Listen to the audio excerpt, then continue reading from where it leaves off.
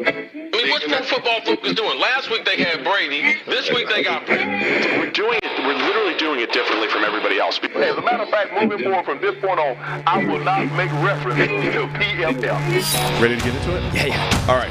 We're going team by team. I would be very careful about slinging stone. Am I going to get sued? Are we going legal on this? I like football season, all the things that go with it.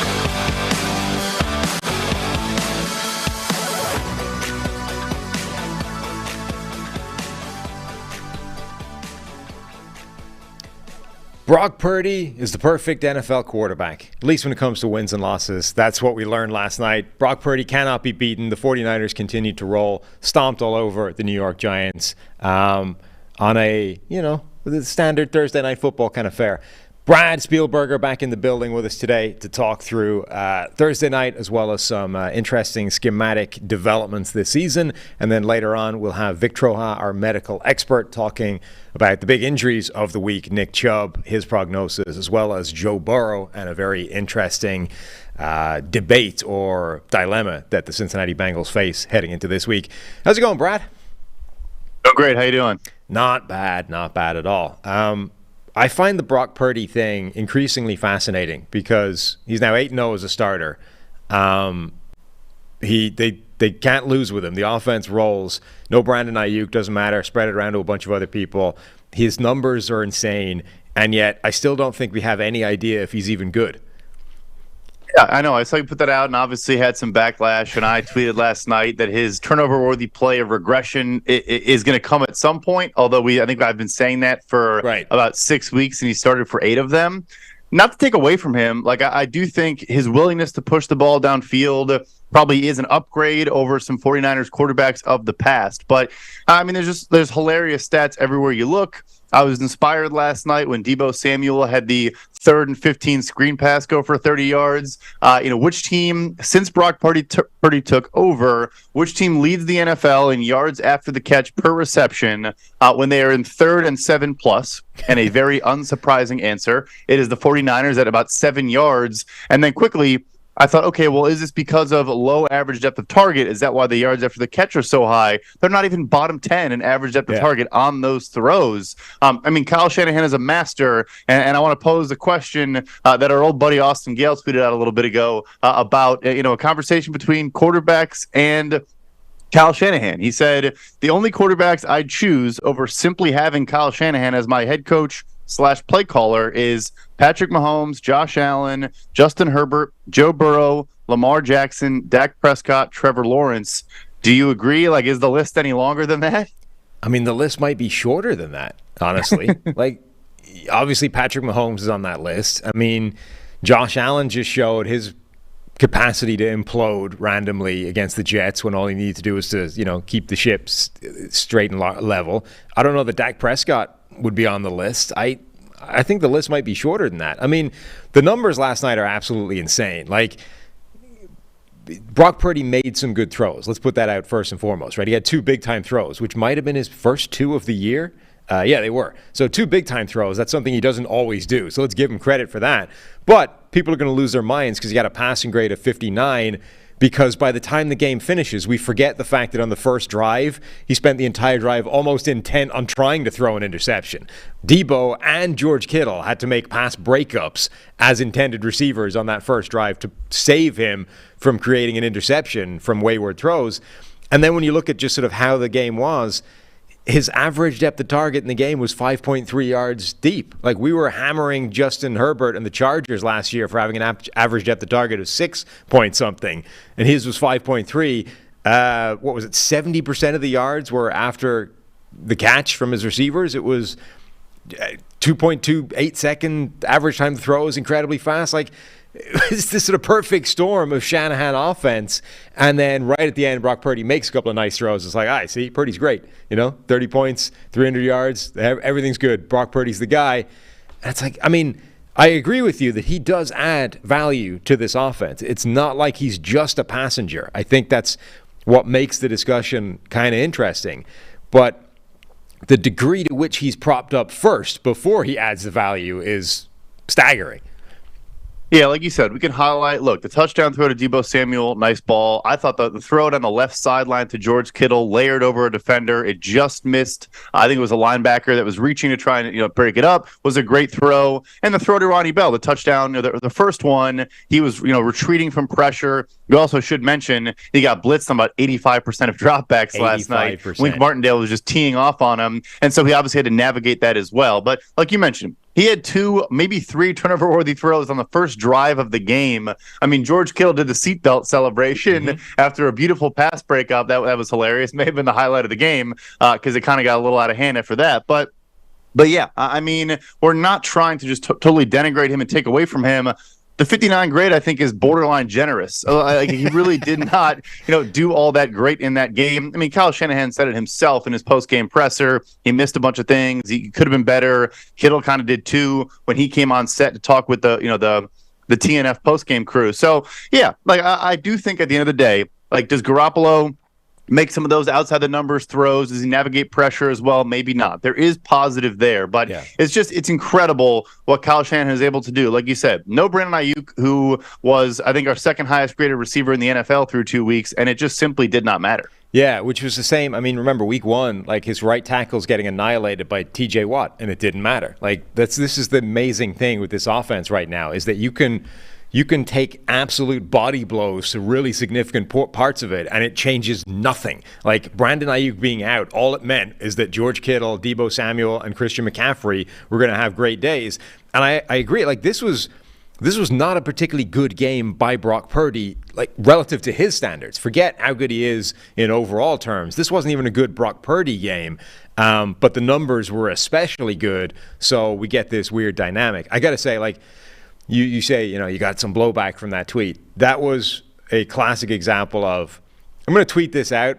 I suspect there will be blowback, but I'm going to bed, so I'm not going to see it. So it was a perfect, pump and dump tweet of let's drop it out there and bounce because I'm not reading this. This is going to get ugly. The other stat that was hilarious, the blitzing 85% of the stats, or time stat, was phenomenal. I mean, we know Wink Martindale wants to be the most blitz-heavy defensive team in the NFL anyway. He generally is. He was 3rd heading into this week, I think, and was oh, hell no, that's not happening. We're dialing it way up. And also, I wonder if Brian Daboll getting into it with the officials, losing his mind and being distracted was what enabled. I kind of feel like Wink Martindale would blitz 90% of the time every game if you let him. But most of the time, the head coach probably is dude, dial it the hell back. You're going too far. This time, Dayball's over there yelling at officials, and Wink's blitz some more. Quick, 4 C's, send it again. So I think that helped. The other stat that was hilarious was NGS had a stat on Brock Purdy's touchdown, 27-yard touchdown. 27 yards, the Pythagorean, distance was 44 yards because he was on the left hash throwing to the right corner of the end zone. Apparently, 44 yards is the single longest pass of Brock Purdy's NFL career so far, which is wild. 44 yards is the longest throw that he's had in the NFL. The average is 260 and 2 touchdowns a game with 0 interceptions. So it is a pretty wild stat. And that throw, look, it was a perfect back shoulder ball. I think Deebo Samuel's going to win that one-on-one with whichever healthy corner was out there on him at that point in the game. All 3 Giants corners were injured at some point during that contest. But real quick, kind of a twist, go look at the other side of the ball because we could talk about the Niners the entire show. Thought it was an interesting tweet that came out last night from Josina Anderson. Right before the game started, she tweeted out that according to her sources in San Francisco, they were quote-unquote preparing for Brian Daboll to be the one calling plays, and then effectively alluded to in the first half against Arizona, it was Mike Kafka, and then Daboll took over in the second half where they, of course, scored on every single possession they had, went 5 for 5. Obviously, they had 150 yards last night, their lowest in a decade. We didn't see anything, but I don't know. Do you have any kind of thoughts on that, or thoughts on what Daboll maybe brings to the table differently? Is that going to continue? Did you notice anything different in what they were doing, or maybe just kind of a interesting tweet to monitor going forward? Well, first of all, he denied it, didn't he? He was asked straight up after the game, after the game where he apparently took over play calling. Because I forget who it was. Damn it. I think it was Pat Leonard. Asked him straight up because he noticed him, like, paying a lot more attention to the play card, and said, did you take over play calling? And he was like, nope, didn't happen. So it sounds like it did. He just lied about it. It's one of those mysteries every single week that we always kind of, with every team, where it's like, oh, well, this guy's looking at a big play sheet. I'm like, yeah, I mean, I can hold a laminated piece of paper in front of me on a sideline as well. We all can do that, and we can talk into a headset. I can be telling limericks. It doesn't really change what's actually happening. But not to take away from Kafka, I think he obviously is a good offensive mind. I mean, potentially a head coach in the future. Just found that interesting. I mean, yeah, they couldn't do anything, but on that side of the ball again. Now, I mean, Daniel Jones, look, was he perfect? No. First of all, Kirk Herbstreit, love the guy. Him blaming Darren Waller on that first throw where it was maybe 2 feet behind him and maybe 2 feet too high. It was like, come on, that was not Darren Waller's fault. But at the same time, Daniel Jones under a historically high pressure rate through 2 weeks. Like you just tweeted out, like you can't even have competent quarterback play when you're under pressure on basically half of your dropbacks in a game. No Andrew Thomas, a couple other injuries throughout the game. They had 4 offensive linemen with a pass block grade below 30. It was a bloodbath. Yeah, Steve ran the numbers. It was the 3rd worst team pass blocking grade we've given. I forget what his period of time was, but over an extended period of time since 2020. So it's the 3rd worst individual game performance from a pass blocking unit since 2020 that we've seen in a game. It was catastrophic. And like you say, he's been under pressure 47% of the time through 3 games. 40% is bad. 45 is generally anything above that. It's not going to work. The quarterback, the offense, it isn't going to function at 45% of the time. And through 3 games, Daniel Jones has been at 47%. And that doesn't mean that he's played well when he hasn't been under pressure. Like his grade last night, not under pressure, was 55.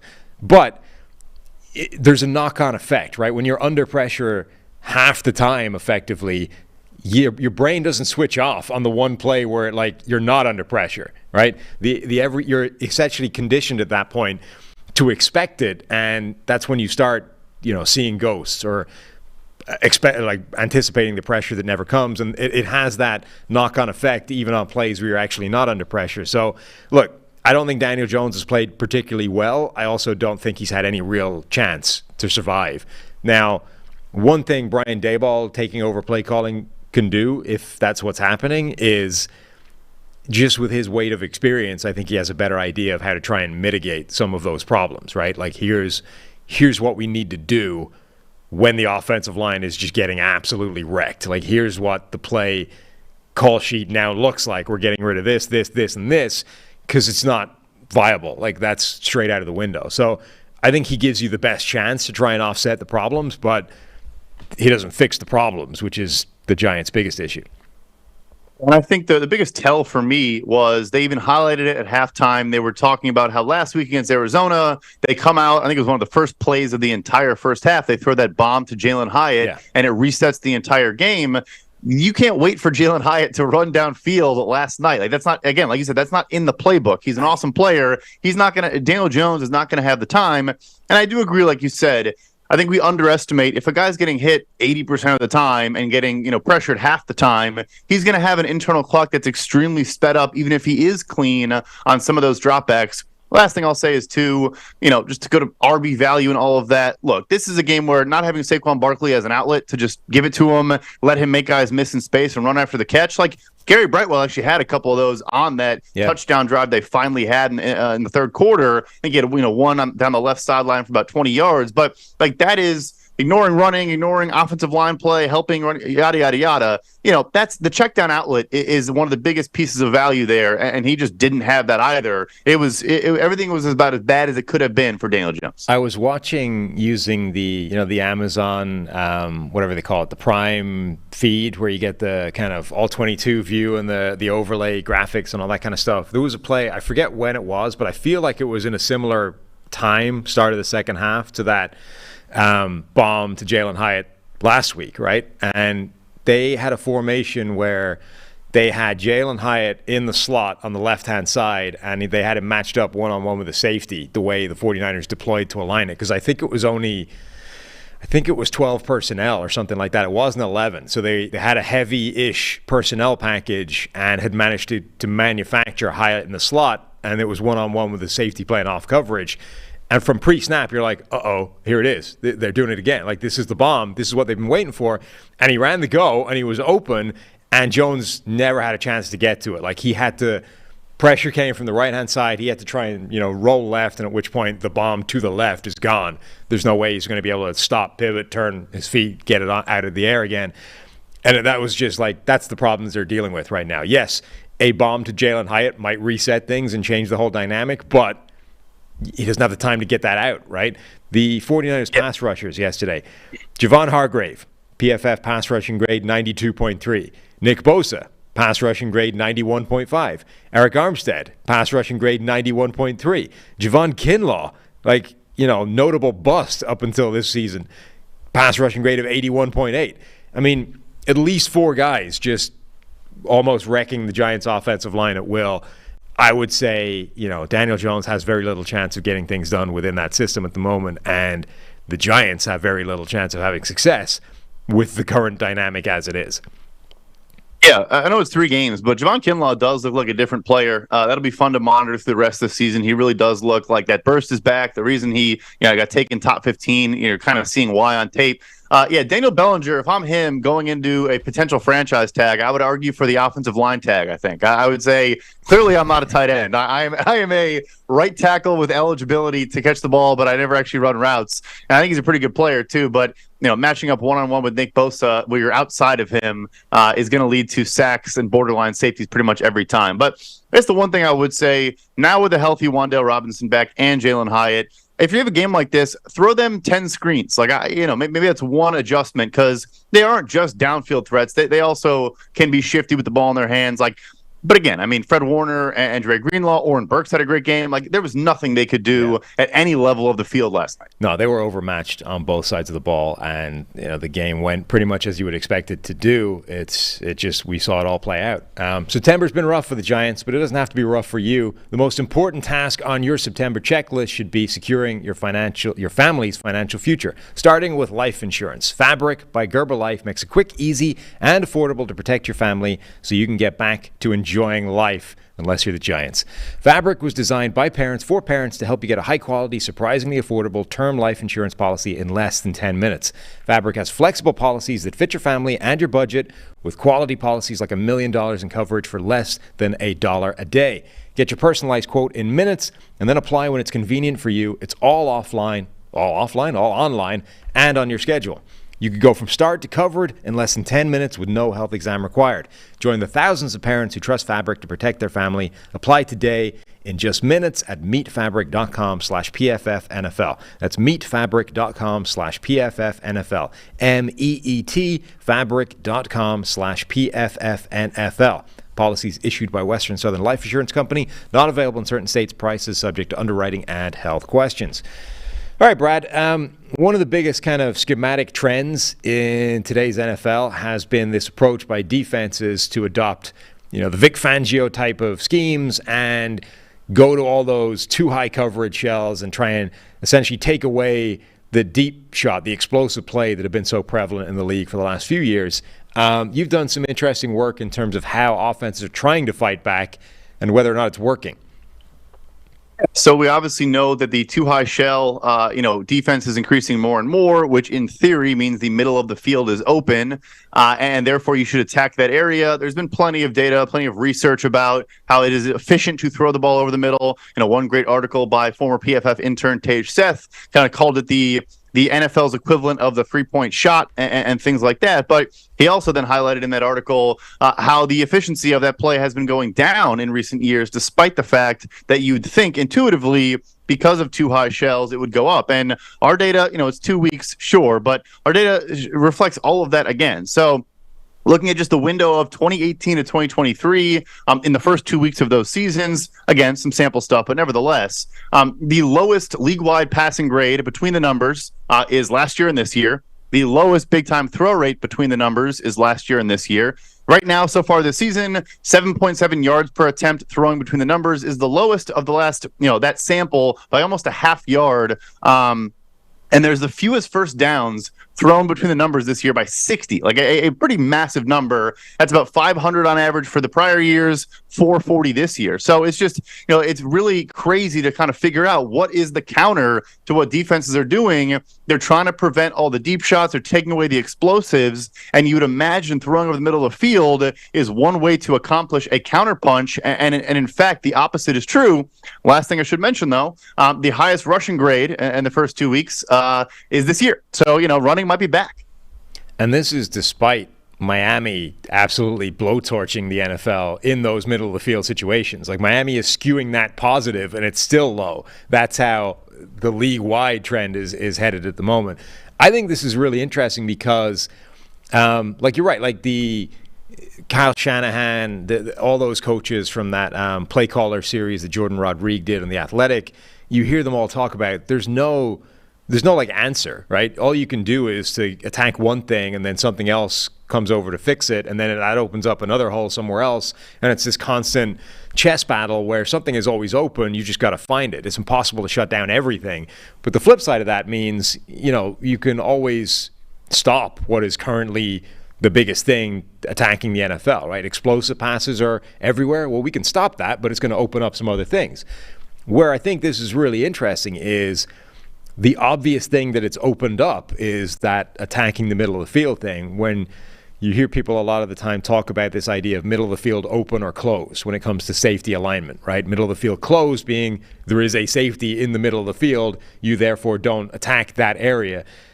So the two high safeties, the split safeties, middle of the field open, means you start attacking in the middle of the field. Teams are doing that. Like, that's the obvious counter to, all these new two high shells, let's attack that area again.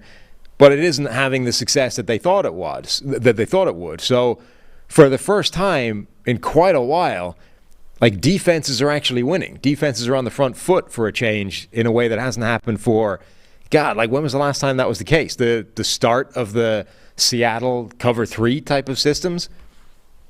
Right. No, yeah, like you said, I mean, obviously every rule change the last decade has skewed towards more offense and passing and protecting quarterbacks and, obviously, protecting defenseless receivers, which of course is going to happen a lot of times over the middle. And even still, there's a struggle. One kind of hypothesis I think maybe plays into it here is, the slot receiver, was obviously not a focal point of a lot of offenses. You'd always have your X's and even your zebras and whatnot would focus on the outside. We see now guys like Devontae Adams and Justin Jefferson and the elite players, come inside on 25-30% of snaps. But I think defense is also now as a counter that, your nickel corner is no longer just your third corner. I mean, even look at last night. Adoree Jackson, the best cornerback on the Giants by a comfortable margin, is their slot corner. And that's just one team. But I think it's also the fact that we're respecting the number 3 receiver, meaning the guy third from the sideline. We're respecting those slot guys more and more. There's also kind of the hybrid safety type players, your Antoine Winfield, your Kyle Duggars. Like, there's just so many answers to, if they're trying to attack that area, even while we're playing too high, we have, more and more counters on defense. It's really interesting. It's just not working. Is the second counter, you think, or the second attempt at countering this by offenses going to be a pivot back towards the run game? Like you said, the rushing grades are up. A large part of that is, that's another obvious counter to more safeties, right? More safeties in the back. The box is lighter. The defensive front is lighter. You run against that. But we're in this interesting world now where, we've been pushing more and more towards the passing game for years. The league has been headed in that direction because, generally speaking, the passing game is more impactful, more efficient, more productive, et cetera, et cetera. So it's this fascinating balance now between, generally, the passing game is more effective and more productive, but we are being herded towards the run game because of what defenses are doing schematically. Like, it's this defenses are inviting you effectively to do the less efficient thing. Will you take them up on that? Right. And I mentioned the grade, but also, second most first downs on carries, through the first 2 weeks. So not just the PFF grade there, but also some traditional stats. I do think so to a degree. I think,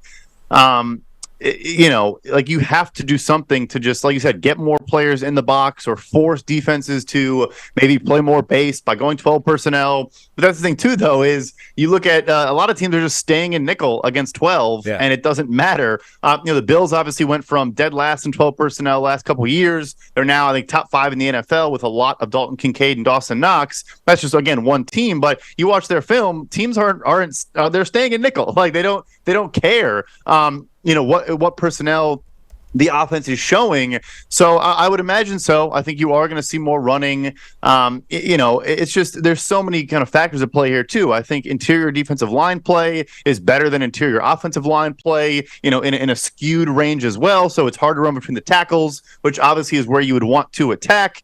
It's just everywhere you look, every hole you try to poke, it's coming up defense. Yeah, and it's also because, the NFL has moved away from the types of players that would exploit this the best. Like, teams can defend the run with nickel defense, with dime packages easily now because teams have gone away from the kind of hulking, run-blocking / running monsters that used to exist. Like, a nickel corner no longer has to try and bring down Brandon Jacobs in the open field. You know what I mean? Okay, Derrick Henry is still there, but he's one of one. Everybody else, they don't have those guys. The average run, I would actually be curious to see what the average sort of running back weight has been over a period of time. It feels like it has to have gone down pretty substantially because teams are relying on speed and explosion now. You don't have to deal with trying to tackle these 250-pound monsters. Even if you do, the guy trying to block you is no longer a 260-pound run-blocking specialist tight end. He's a move tight end that has to do that as part of his gig. Offenses are just not set up anymore to run the ball with a power formation the way they used to be.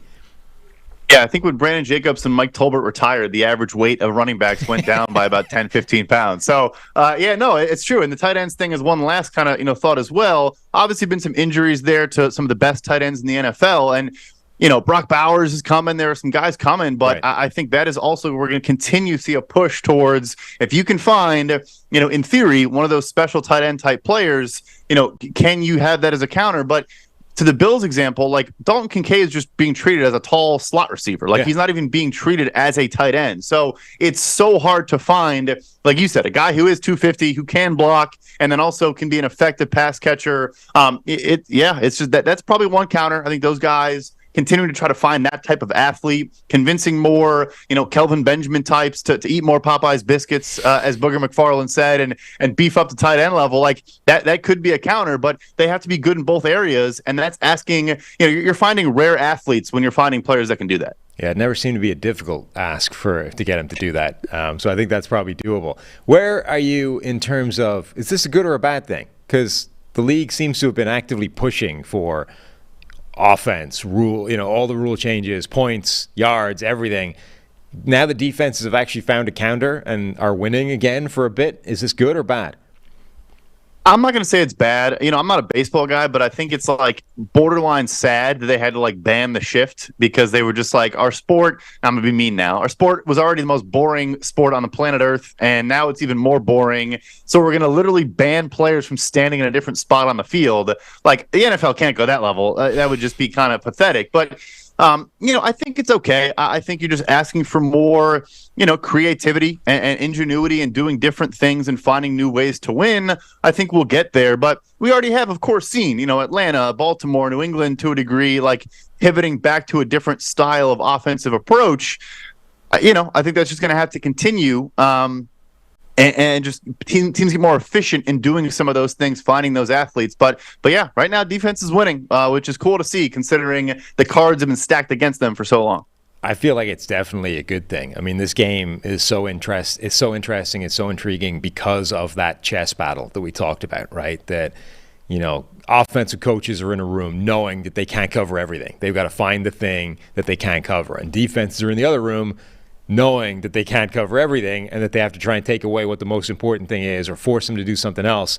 And every week, every game, every play, this is happening. Back and forth, back and forth, back and forth. Stacking the cards too much in favor of one of those rooms, I think, is just bullshit. And they've been doing that for years. And I mean, everyone thinks that Rams-Chiefs game is the greatest game ever played because, whatever it was, 51-54. Like it's like an arena league game. Arena league is not as good as the NFL, right? And part of that is because there's defense in the NFL. I think it's a good thing the defenses have found a way to fight back, and that it's winning and it's actually having success at the moment. So I'm all for it. I think it's a positive development. I agree. No, I completely agree. And not just because I'm a Bears fan and, defense wins championships and all the, lies I've been told over the years. But yeah, no, like I agree. It is. And it forces more of a chess match. If we just had, there's like you said, Arena League, Big 12 football in the NFL, I think football purists would find that less interesting. I think we'd fall into that bucket. So I agree. We're going to get a counter. We're going to get there. But I do think it's good for the NFL. They shouldn't be panicking over low scoring or low offense. I know they just follow the numbers and follow viewership and all of those things. I get it. But I think it's pretty cool. All right, Brad, appreciate your attendance here for our show on Friday. We're going to go and talk to our injury guy, Vic Troha, right now. But I'll see you next week. See you next week. We're keeping Vic busy, huh? Yeah, absolutely. Every week we're going to be talking injuries. So let's go ahead and do that right now. All right, a big thank you to our medical expert, Vic Troha, for joining us in studio today on Friday, as he's going to do every week this week. For what Tyler, I think, has suggested we rename the Boo Boo Breakdown. A little injury note. I want to start with Nick Chubb. Yeah. Definitely, I think the most significant injury to happen this week. Trevon Diggs going down in practice during the week is another big one. But Chubb's injury, specifically, I want to ask, obviously, it's a devastating knee injury. If anybody's seen pictures or even just saw it live, it was pretty horrific. What I think is most interesting to get your perspective on, though, is he tore up that same knee in college really badly. Like, I don't know how many people know that, given his NFL career. How much does that impact whatever prognosis, recovery, et cetera, he's going to have? Yeah, the good thing for Nick Chubb is that his first injury was like when he was 19 years old, right? So he's had a long time. He's 27. And clearly it hasn't, impacted him so far. He's been phenomenal in the NFL. So whatever that first one was, however bad, he's recovered well from it. Right. If anybody's ever seen him squat, that he's recovered with that knee injury. However, he also has a lot of things going against him. His age, and the significance of this knee injury compared to the significance of the first one. His first one, multiple ligament. This one, still multiple ligament. I think that the fact that it's first knee guaranteeing that there is scar tissue in there, there is some damage that's already been having to rehab through, and then coming back and doing that same thing again at a later age, at a very, very difficult injury to recover from already. I think it's a long haul for him. I do. I'm going to go a little bit medical here, but when you look at somebody who has 3 ligament tears, PCL, MCL, LCL, and a dislocation, all of that combined, we're looking at 1 to 2 surgeries just to fix that. There was a report there by Josina Anderson at some point that said this was a 2-surgery thing, which, from my perspective, I don't know what that means, but it sounds bad. Like, if you're immediately saying this is not 1, this is 2 surgeries to fix, that is just a red flag right off the gate. Right. Why does that? What happens with 2 surgeries versus 1? So it's not like they're going to do a surgery in the morning and then do the second one in the night. So what's going to happen is you're going to do the surgery. He's going to become ready to heal, start even maybe rehabbing a little bit depending on the timeline. But basically, right when he goes to that next surgery, it's inflammation again, healing process again, and you're just restarting it. The complexity of that knee injury is why it is going to be 2, okay? Because they're going to go in there and there's a lot to be done, and I don't see him having like a great recovery if they just did it all in one. I think they're going to break it down into 2 surgeries and then start the rehab process once the second one is completed. Is it a time thing, or they want specific elements to start healing before they start the second thing? Like, why do they break it up into 2? Damage level and to let things start healing and get back to normal. Like, once they go in there, they're going to be able to see a little bit more anyway. But it's going to be basically 2 procedures, one to get sutured down and get the ligaments fixed, and then the next one to probably go in there and do any other reconstruction that they need to do. And then basically they're going to tell them at that point, you're not weight bearing and you're going to be off your feet for a couple months. Right. I mean, I just look at that in general for anybody. That's a long rehab process. Sure. I mean, that's 2 months of just not even working. Just sitting on really. your ass doing, yeah. Then the other thing that came out quite quickly and seemed like a bit of a red flag is they very quickly confirmed that there was meniscus damage as well, which is, explain why that's bad. So your meniscus is like the cup that sits on the top of your knee, and then it basically takes that pressure whenever you pivot and twist. So now you're not only rehabbing the stabilizers, okay, within the knee, but then you're rehabbing the support, which is taking the pressure and the load off the knee. It's like the box spring to a cushion in a mattress, right? That wears down. Eventually you need to replace it. Well, if you have that on top of everything, it's just more recovery, more swelling in the knee, just more to worry about. You wanted to talk about this crazy spate of hamstring injuries that we seem to be having. What the hell is going on with everybody pulling the hammy? I mean, this year I feel like it's more than most. It's kind of funny. I looked at why this is happening. The NFL is already ahead of the game. They just put a $4 million grant into hamstring injury research because they're like, what's going on? Right. What you tend to see is there's a trend between like those first 4 weeks where there's a huge spike in hamstring injuries. Then that drops down, and then oddly enough, it's at the end of the season, there's another big spike. Probably you can just say that's because teams that are going for the playoffs or need to make a push, they're going to put guys in even there if they're questionable. And then obviously the first 4 weeks, it's like, hey, we haven't played a full game all off season, so let's get after it. And some guys injure it like that. But I mean, I'm looking around the league and I'm seeing so many people with hamstring injuries, and it's even after last week. I mean, I put a list down and I was just like, oh my gosh, these are significant names. These aren't even just like special team players. I mean, we're like Aaron Jones, Pacheco, Kendra Miller, Devontae Smith, Judy, Watson. I mean, all of these guys that usually end up being skilled players. So you look at like a wide receiver or a defensive back. And the reason that's significant is because those are the players that are required to recruit their hamstring at maximal velocity. So studies show that 80 to 100% of a full sprint makes a huge difference in how much you're using your hamstring strength. Well, the only positions that are really doing that are DBs and wide receivers. So these guys are injuring them, going full strength, full speed, and now they have a recovery coming from that. It's just, you're going to see that spike. Even next week, I guarantee we're going to see a few more hamstrings. And then hopefully by week 4, they kind of come back down. Is this, I mean, this term has become loaded with the NBA these days, but is this a load management issue? I mean, I feel like soft tissue injuries generally, of which hamstrings, are a subcategory, I feel like those have died off in other sports where they've been using, player tracking and the GPS monitoring and all that kind of stuff, like the whatever those things are, the catapult vests, right, that create all this data. Like, I think rugby and soccer, 2 other sports that use those things, have seen the frequency of those things die off massively since that started to happen, which suggests that you can see that kind of thing coming, right? You can manage a player and say, uh-oh, this guy's headed towards a soft tissue injury, let's dial it back, let's not do this. And yet, I mean, does the NFL have that data and ignoring it and going, no, we need one more go route out of you, I don't care. Put the hammy at risk, go head deep, right? Like, or what's happening? How come they're not able to head it off the way other sports seem to be able to? So, one, short season, so the significance of not having a player for a couple games is a lot. 2 is the demands of football.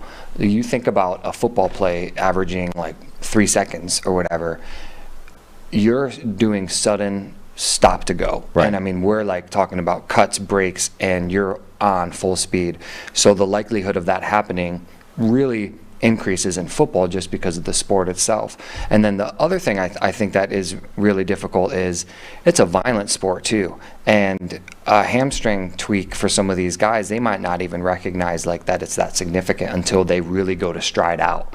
And I mean, we've talked about this before, like whether it's like a hamstring or a groin, like you don't really know until you test it. Yeah. And then boom, you're on a 9 route and you're like, that hurt. And then you're done. So I do think that it's also like just the demand of the sport that creates this disadvantage for these guys with hamstring issues. So I hate hamstring injuries so much. All right, Joe Burrow. Yeah.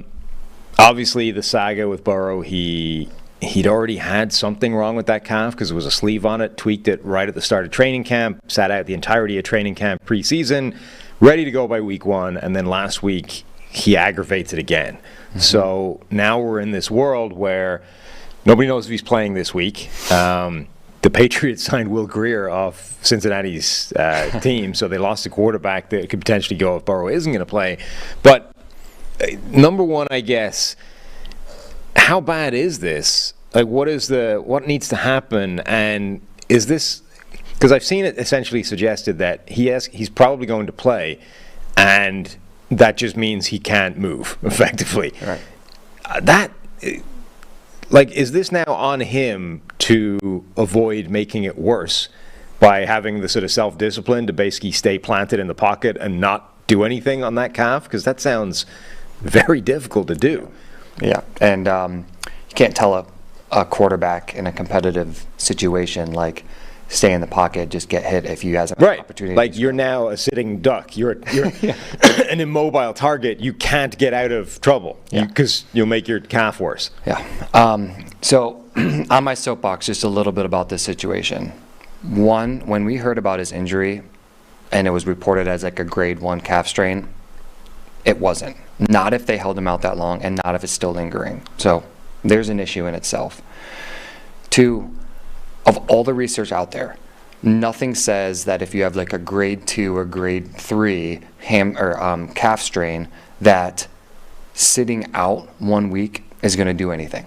Right. I really don't think it's going to make any difference. That's the thing. So it's either he plays this week and just tries to get through it, or he's out an extended period of time for this to heal. And so the way I look at it is you have one of two options. You have Zach Taylor sitting there saying, we need to win and can't go 0-3. And we're going to put our quarterback out there and cross our fingers. Or he's going to say, let's hope that Browning comes in, and carries the load and gets a W. But I'm not going to lie, at the beginning of the season, they may have looked at it and said, well, the Rams aren't really the team we're going to worry about now. Now they look great. So they could easily start 0-3. So they're in a tough predicament. I mean, they have to sit there and say, do we risk our franchise quarterback's calf? And not to mention that there's a 14 to 16% chance that there is a re-aggravation of this now, just because he's dealing with an injury. Or you say, hey, we're just going to sit him. And I'm not going to lie, it's not sit him for a week. That's not going to do anything. Like, we're talking about sitting him for multiple weeks and just making sure this thing completely heals, and then you might be out of playoff contention. Yeah, so if that's like the alternative, right? Or I guess if you weren't a football player, the advice would be sit your ass down for a month, right? This is how long it's going to take.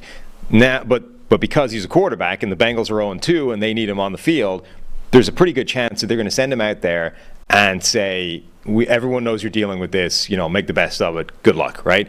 But what are the implications in terms of if it's going to take theoretically a month's worth of rest to heal, and instead of a month of healing, he's going to be using it every single week, even if he doesn't make it worse, right? Even if he doesn't go out and aggravate it and now it's completely wrecked and he's shut down and done, surely that means it's not healing. Like, if every single week you're going out there and using it, at least to the point of it's not healing during that process, whether or not it's being made worse.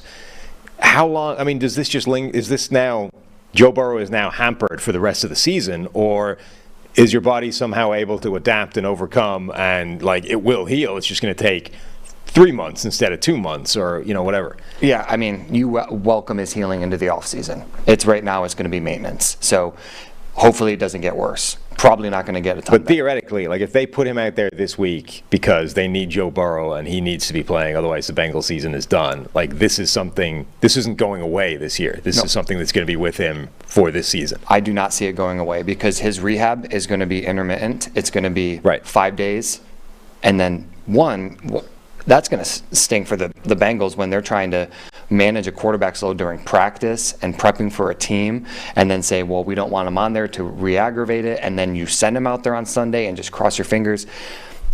it's a sticky situation, but there is probably going to be minimal healing unless they said we're holding him out for a sustained period. It's just going to be maintenance, and you don't want anything, and not to mention not even the calf, but he has a higher likelihood of Achilles issues, hamstring issues, so he really is going to be flirting that line every week he goes out there. But I'm sitting there and I'm the Bengals. I can't. It's too late now. I mean, I think they botched it. I think that they should have rested him and just not even had him go in week 1 or 2 if he was still dealing with it. So, because he was, from practice footage and all those kinds of things, he was like running a long time before week 1. Like he looked like he was putting load through that calf without a sleeve, without anything on it, like no signs of injury for quite an extended period before they ended up putting him out there week 1. It felt sort of like, we don't need him before week 1, so we're not even going to think about putting him in any kind of stressful situation before that. Right. Like, is there a chance that it actually looked like it was healed and then it re-aggravated for some whatever reason? Like, there was no sign that they didn't rush him back effectively. They just put him out there. They thought he was good, and it turns out he wasn't. That's probably it. It's that they rested him as long as they could, right? I mean, week 1 is week 1. They're not moving that deadline. Right. So they rested him and hope that all the rehab and everything got to a point where he was good to go. I mean, the weird thing is, too, I don't know if you saw any footage of it, but they said he re-injured his calf towards the end of week 2. I don't know where that happened. Right. Like they said it was towards the end of the game, and he was scrambling with the ball, but I didn't see him like pull up. I didn't see any of that, which is a little bit of concerning for me, because it makes you think that, well, did he just have that he was dealing with all game? Right. And then it kind of just got pretty painful towards the end of the game. Or even just, you get those weird, like, I hate soft tissue injuries suck, because there's sometimes where it just tweaks. You just feel it again. Yeah. It hasn't gone yet. Yeah. Like, it's not gone like it did the first time, but you just felt it. And now you're like, I don't know what to do. Yeah. Like this, now I know it's not right, but I don't know how much I can push it. Right. Like that sort of feels like what he had when he pulled up. Right. It's like he just felt it again. And absolutely. now it's like, uh-oh. So if you put yourself in the shoes of Zach Taylor, would you put Joe Burrow out there, given the implications of going possibly 0-3, 0-4? Or do you think that this is my franchise quarterback, this is the guy that we just paid the biggest contract in history, and you hold him out? Yeah, I mean, even just from a selfish point of view, from Zach Taylor's perspective, it would be more, the thing that would stop me playing him, I think, is it's not going to heal. Like, that's my issue, is, I might win this game and go 1-2, but if he's going to be hampered Joe Burrow for the next 12 weeks, that's not any good to me. Like, I need him, at some point, he needs to be 100%. Like, you have to ask yourself, even if you get to the playoffs and blah, blah, like, can Joe Burrow operating effectively without a calf win you a Super Bowl? I would suggest the answer to that is no. Yeah. Like, or at least the chances of that are no. Now, you might be sacrificing the chance of ever getting there, like even having the shot, right? But at least if you somehow make the playoffs with Jake Browning steering the ship for a month, go 500 and then maybe Burrow wins out, and then you get, like, at least theoretically he's 100% there, and that guy can win a Super Bowl. But even if that would be my cost benefit analysis if I'm Zach Taylor. I'm like, okay, both options stink. Yeah. But on the one hand, there's a chance, right? If I can somehow get to the playoffs and Joe Burrow is healthy, we can win. Even if I get to the playoffs, if Joe Burrow is operating on one leg, we probably can't win. Yeah. That would be my analysis, I think. Yeah, and like I mentioned with some of the stats, it's not guaranteed that he's going to re-injure it. Right. But it's probably guaranteed that he's not going to heal while he's doing it. Like, that's the bigger problem. It's not going to be 100%. And this is his plant leg. And we talked about that with Aaron Rodgers last week. It's your plant leg, it's your back leg, it's your driving leg. So every time he throws that ball, he's stressing that calf. So that's the thing. Like, there's no guarantee that even if he stays disciplined and doesn't scramble, like, do anything crazy, like, simply the act of being quarterback in the pocket is going to aggravate that calf to some degree. Like, doesn't feel like a good option. Yeah. Anything else you want to hit before we say goodbye for the week? Yeah, I kind of wanted just to touch base on a couple things. So Travis Kelce came back from his quad injury. I don't know how you really felt about it. I thought that he looked slower. I didn't Yeah. think that he looked as mobile, but And I think you could see that not just in the tape, but some of the stats bore that out as well. Like he got targeted quite a lot, but the contested catch rate was way up. Like he didn't have the separation that Travis Kelce usually has when he's running routes. But they got the play they needed out of him, right? Like that one sort of ad lib sandlot play where he's able to find the space in the end zone that Patrick Mahomes is looking for. That's what Kelce does, right? So he's probably still coming back, still going to be dealing with a little bit of that rehab. And I bet you in this week, like, you're probably just going to see him get back to more normal and more normal. Kind of like Mark Andrews, you know, he injured his quad. He's going to come back. It's just, that's a big muscle that you used to drive with. So those guys you're going to see week after week probably just get more full speed, get more separation, everything like that. You know, David Montgomery's quad is a little bit different situation given the fact that, like, it was more distal, meaning towards the knee. We think it's going to be multiple weeks that they're just going to shut him down. Right. So that's a little bit different. And then the other one I just thought was kind of funny that I wanted to go in on is Saquon Barkley. I mean, history of ankle issues, right? And I laugh because, I mean, Adam Schefter was a great reporter, but he came out and said this is an ordinary ankle sprain. And I sat there and I had to Google. I'm like, I had never heard of an ordinary ankle sprain. So I looked it up and I'm like, that's not a thing. Probably he was referring to like a low ankle sprain. Yeah, I think the point was as distinct from a high ankle, which it ended up being. It definitely was a high ankle. When I went back and watched that replay, I was like, this is either a medial ankle or high ankle. There's no way this is a low ankle. Came back out and said, yes, it, confirmed. The tough thing is he has a 26% chance of re-injuring that ankle after a high ankle sprain. So watch out for Saquon Barkley when he comes back. If he's not looking 100%, if he's not like explosive, if his agility's a little bit down, I'm a little bit more concerned about his re-injury rate with that. So I think that, yeah, he's got to be held out. We've seen it before with his ankles. I mean, they're like toothpicks. So we just got to make sure that he comes back 100%, that he's not trying to force it. I made this comment to Steve last night. I'm curious about your take, not or any extended deep dive, but just surface level. Did you see Evan Neal injure himself last night? Mm-hmm. So it was on the interception return. He just rolled an ankle, right? The way every single one of us has rolled an ankle at some point in their life. I was curious how much of a difference it makes. Like, when I roll an ankle, there's 175 pounds going through that ankle. When Evan Neal rolls an ankle, there's 350 pounds going through that ankle. How much does that make a difference to the damage that can do? Oh, huge difference. I mean, weight in general adds pressure to knees, pressure to joints, pressures to back. So that's definitely a huge difference. Now, the other thing is that's such a big boy, like the momentum going into that is way more than, like, you and I could like sprint and stop and cut and maybe roll our ankle, and that would probably equal him like sidestepping. The worst ankle injury I ever had was like coming down from leaping up in the air, and I landed on it and rolled it, and it wrecked. Like, it did way more damage than a normal ankle roll. But that's basically what he did, plus an order of magnitude of weight. So it's like I imagine that hurt. A bunch of bricks just falling to the ground and toppling over. But yeah, it does make a difference. And also think about his ligaments are stronger. So to get it to roll is a lot more force than what would be you or I. So. All right. That's our boo-boo breakdown. Thank you. Hat tip to Tyler. We'll be back on Monday, myself and Steve, who I believe will be back in the studio on Monday. So thank you all for listening to the week of the PFF NFL podcast. Thanks.